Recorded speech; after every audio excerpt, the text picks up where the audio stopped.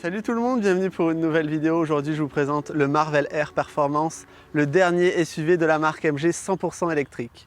Celle-ci est le modèle Performance, donc le modèle le plus équipé et le plus puissant de la gamme. Il développe 288 chevaux pour 665 Nm de couple.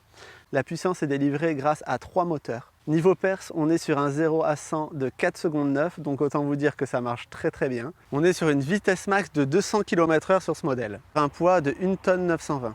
Il existe une autre version de 180 chevaux en propulsion. Celle-ci est une transmission intégrale. Niveau autonomie, on est sur une autonomie de 370 km pour une batterie de 70 kW. Donc c'est un peu moins bien par rapport à un Audi Q4 ou un Skoda Enyaq. Cette voiture se recharge à 80% en 40 minutes sur un chargeur rapide. Particularité d'avoir une recharge bidirectionnelle, c'est-à-dire qu'on va pouvoir recharger son vélo électrique, sa trottinette électrique ou encore son barbecue électrique pour se faire un bon barbecue l'été, c'est plutôt sympa. Au niveau des dimensions, on est sur 4,67 m de long, 2,80 m de large et 1,60 m de haut.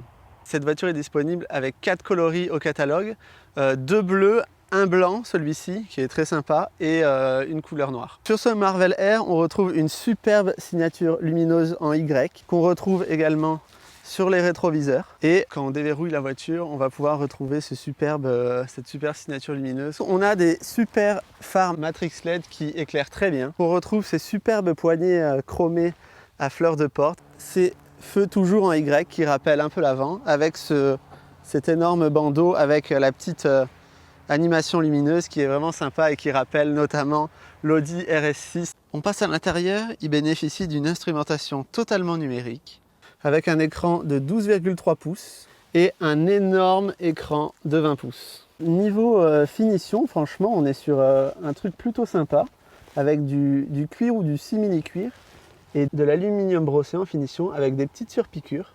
On a une petite signature lumineuse qui est paramétrable avec 64 couleurs. On ne le voit pas trop parce que, évidemment, on est en plein jour.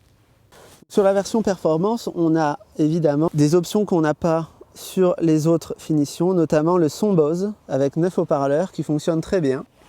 On a un système de ventilation très bien intégré sur la planche de bord. Franchement, c'est sympa, ça change de l'ordinaire. Sur cette version, on a des superbes sièges en cuir, ventilés et chauffés. La mémorisation de différents profils, ainsi que le siège électrique. Au milieu, un petit rangement où on va pouvoir mettre pas mal de choses. Un petit rangement aussi au milieu. La boîte à gants, qui est plutôt grande. Et une énorme place pour pouvoir poser son portable avec un chargeur à induction et 2 ports USB-A. Ce Marvel Air dispose de Apple CarPlay et Android Auto. Petite particularité, c'est qu'il est à câble. C'est un peu dommage, là où les constructeurs le font en sans fil.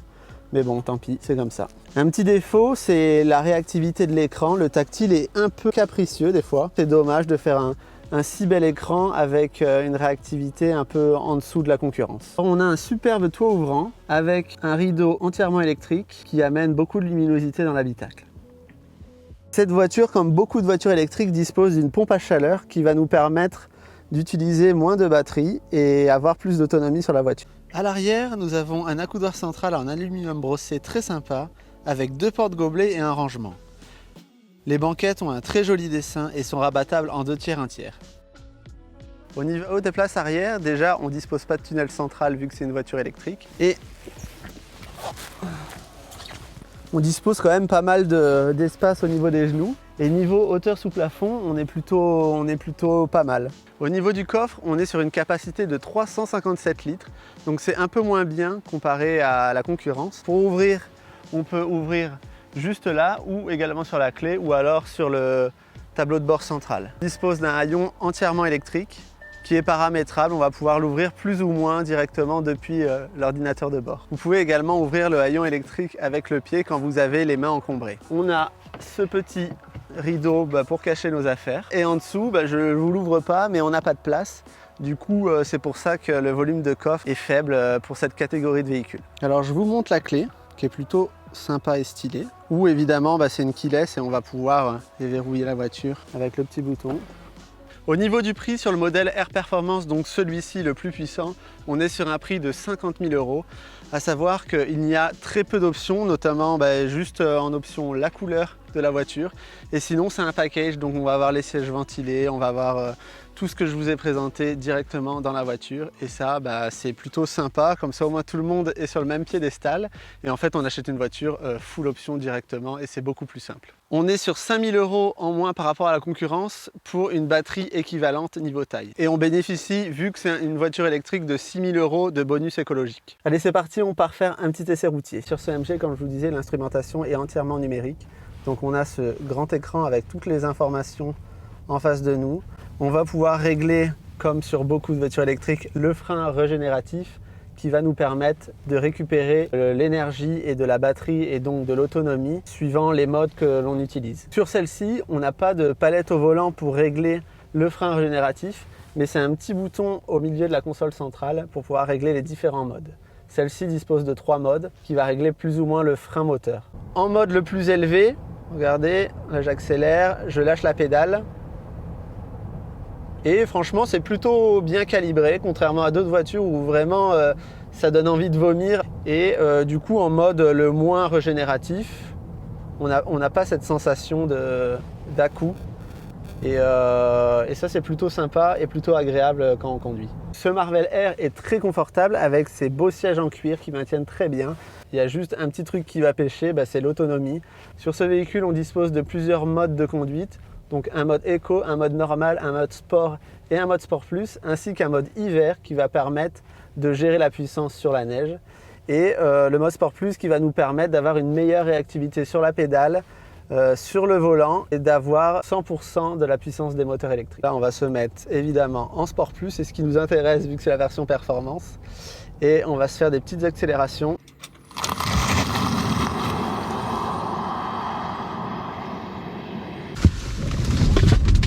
Ça colle au siège quand même, hein, avec un 0 à 100 de 4 secondes 9, donc c'est plutôt bien.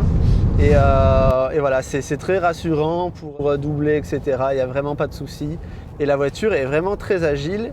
Et un petit truc en plus, c'est souvent le cas sur les SUV électriques, c'est qu'elle dispose d'une transmission intégrale, donc ça apporte une sécurité supplémentaire.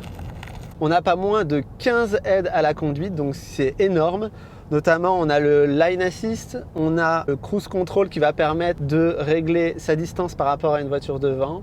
On a également les phares adaptatifs, on a aussi la lecture de panneaux. Elle dispose également de la caméra à 360 degrés, donc plutôt pratique pour se garer et éviter d'arracher une jante ou autre. Une autre chose, c'est qu'on va pouvoir tracter une remorque jusqu'à 750 kg, ce qui est plutôt pas mal. Évidemment, on va pouvoir régler pas mal de choses sur l'instrumentation numérique. On va pouvoir mettre la carte, les médias. J'ai remarqué que le clignotant fait beaucoup de bruit.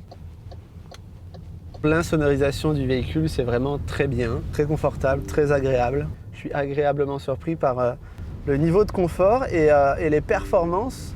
Franchement, c'est au rendez-vous et les relances sont vraiment sympas. C'est une voiture vraiment très sécurisante. Vous n'allez pas avoir de problème pour dépasser et ça, c'est un gros point fort. Là où des SUV électriques, des fois, ont peu de puissance, entre guillemets 200 chevaux pour 2 tonnes, moi je trouve un peu limite. Là, on est presque à 300 et du coup, ça fait vraiment la différence. Je pense que c'est ce qu'il faut. Plus, ça servira à rien en vrai.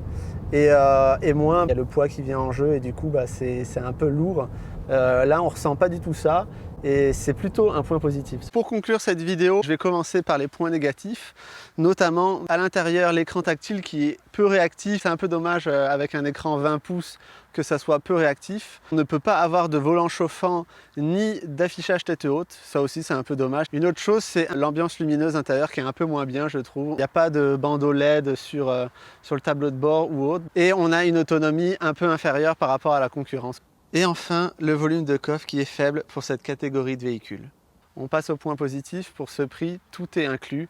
Donc on a les sièges électriques, les sièges chauffants, les sièges ventilés, le grand écran, les phares Matrix LED, le haillon électrique. Voilà, donc ça c'est plutôt un bon point positif.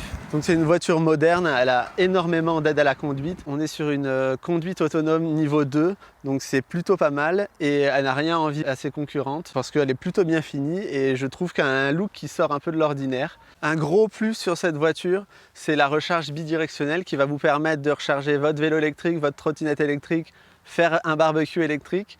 Ça, c'est plutôt bien vu de la part MG, même s'il y a la concurrence qui le fait, notamment le Ioniq 5 qui vient de sortir il n'y a pas longtemps. Mais je trouve que c'est un bon point. Et un autre gros point positif, les performances sont au rendez-vous. Faut pas oublier qu'elle fait quand même 288 chevaux, 1 tonne 9 et 660 Nm de couple. Donc c'est une voiture très sécurisante. Pour doubler, vous n'allez pas avoir de soucis. Et voilà. Merci d'avoir regardé cette vidéo. Je vous invite à vous abonner si ce n'est pas déjà fait. Activez la cloche pour ne rien rater de mes prochaines vidéos. Et je vous dis à très vite pour une prochaine vidéo. Salut!